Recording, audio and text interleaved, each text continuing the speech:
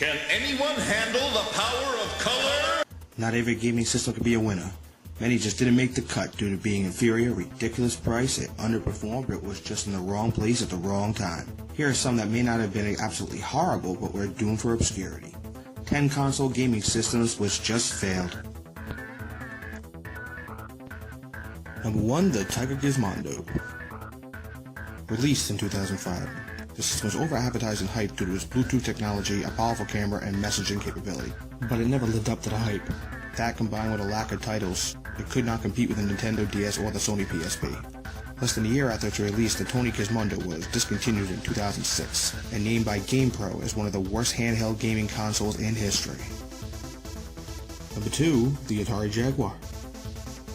Released in 1993, the Jaguar is often thought to be the system that killed Atari. So shoving the 64-bit punchline down everyone's throat. Let's review the numbers. Sega Genesis is 16 bits, 3DO is 32 bits, the Atari Jaguar is 64 bits. Atari had a poor reputation for subpar games and was due before it even got off the ground. Which is more advanced? Can you repeat the question? Jaguar! Jaguar! Jaguar! Due to insanely low sales numbers, Jaguar did the math and the system was shelved in 1996. Number 3, the Sega Saturn. After a huge blunder by Sega, the Saturn was released in 1995 at a sudden press conference without warning. All in one fell swoop, Sega managed to alienate themselves from third-party game producers who planned their releases to sync with the Saturn due to the hype the system had been gathering, angered the retailers since only 4 specially chosen vendors were allowed to carry the release, and appalled gamers who saw the price and basically revolted. All that with a combined price tag which was $100 less than the PlayStation, the Saturn's fate was sealed. It was discontinued in 1998, but come on, who didn't like Virtua Fighter? Number 4, 3DO. Released in 1993, the story of 3DO is pretty cut and dry. Though marketing itself as a home entertainment device, the 3DO definitely did not practice what it preached. The system vastly underperformed compared to other systems at the time, with a price tag of an astonishing $699, which adjusted for inflation equals approximately $1,130 bucks. The 3DO was far too pricey for the average consumer and was finished off in 1996. Number 5, the Apple Pippin. Released in 1995, the Apple Pippin was an attempt to make gaming consoles compatible with a standard computer, including online access. Unfortunately, the processing power was unbearably slow, the system only packed a 14.4K bytes per second modem, and there were only 18 games ever made which could be played on an Apple computer. Add in a price of $599, and the Pippin was a bust and given the axe in 1997. With the controller looking like a boomerang or like a banana, so that's kind of a plus. Number 6, the Vectrex. Going way back to 1982 with the Vectrex from Smith Engineering.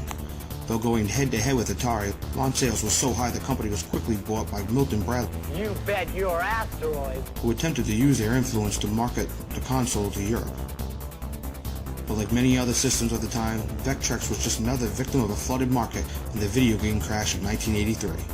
Upon Milton Bradley's merger with Hasbro, the Vectrex was discontinued in 1984 due to the phenomenal amount of money it ended up losing.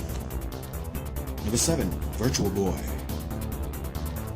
Long before the Oculus Rift, there was a Nintendo Virtual Boy.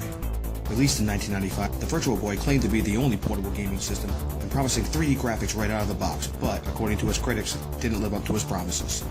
Gaming was considered far from 3D, the system did not track or allow players to turn their heads, and the entire display was only in red. The Virtual Boy wasn't very well received and was discontinued in just over 7 months. I personally felt that using the system wasn't very comfortable anyways. Number 8, Neo Geo. SNK, known for its coin-operated stand-up arcade systems, released the Neo Geo CD in 1994, throwing its hat into the console gaming world.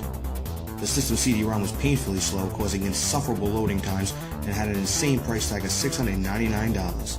Lastly, the Neo Geo could not keep up with gamers' ever-changing taste, which was looking forward to 3D gaming at the time. The Neo Geo CD was put out to pasture in 1997. Number 9, the Atari Lynx. Released in 1989, the Lynx has some impressive features, including being the first color handheld, a backlit display, and the ability to network up to 17 other Lynx units, though most games only allowed 7 or 8 players.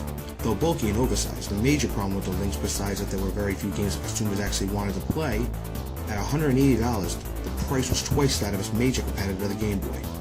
The Lynx drifted by the wayside in 1994. And number 10, the Sega Dreamcast. Released in 1998, the Dreamcast was Sega's last hurrah in the console business. Though usually successful at launch, the hype of Sony PlayStation 2 caused sales to decline steadily, costing millions in lost revenues. After some leadership change in Sega, the company decided to concentrate solely on software and left Dreamcast to its fate. It was discontinued in 2001. I personally feel the Dreamcast was a highly underrated system and had lots of potential.